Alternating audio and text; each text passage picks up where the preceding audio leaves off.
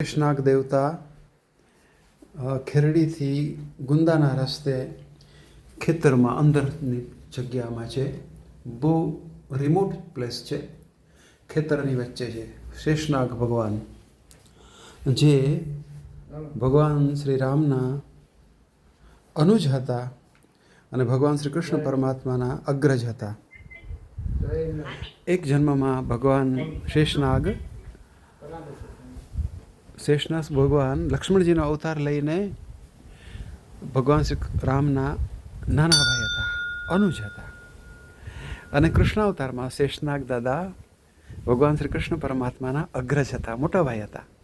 દાઉજી મહારાજ શેષનાગનો અવતાર હતા અને લક્ષ્મણજી પણ શેષનાગનો અવતાર હતા. અને તે સચાણામાં એક ઈસરદાન બારોટ થઈ ગયા. ઈસરા પરમેશ્વરા કહેવાય. ઈસરદાન ગઢવી હતા, લગભગ ખબર નહીં, ગઢવી જ હતા સચાણામાં.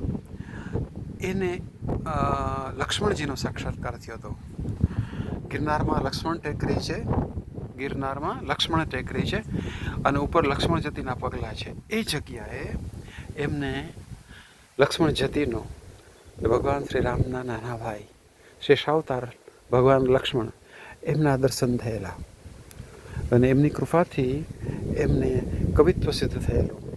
અને એમણે જે ગ્રંથ લખ્યો એ ભગવાન દ્વારકાધીશને અર્પણ કરવા ગયા તો દ્વારકાધીશ ભગવાને ઈસરદાસ પાસેથી એ હાથોહાથ ગ્રંથનો સ્વીકાર કર્યો. એ ગ્રંથ હરિરસ છે, એનું નામ હરિરસ. ઈસરદાન ગઢવીના જે ગ્રંથનું નામ હરિરસ. અને હરિરસ એણે સચાણાના એમના ઘરની સામે એક રામજી મંદિર છે, ત્યાં બેસીને લખ્યો સચાણામાં હરિરસ ગ્રંથ. અને બહુ મોટા ગજાના કવિ હતા, ભક્ત કવિ હતા. કદાચ જ્વાળામુખી છંદ જે છે, જ્વાળામુખી સ્તુતિ છે માતાજીની, એ ઈસરદાનની જ રચના છે.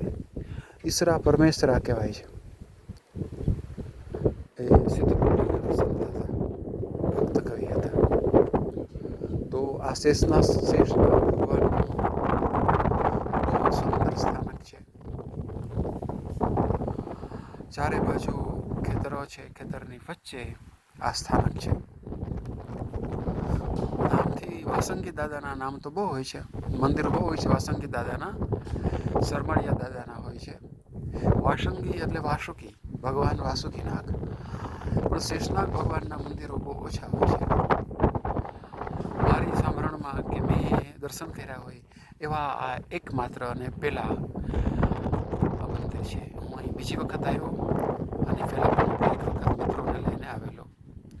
અત્યારે મારી સાથે દિલીપભાઈ છે અને રોનક છે. દિલીપભાઈ જય મહાકાલ, રોનક બેટા જય મહાકાલ.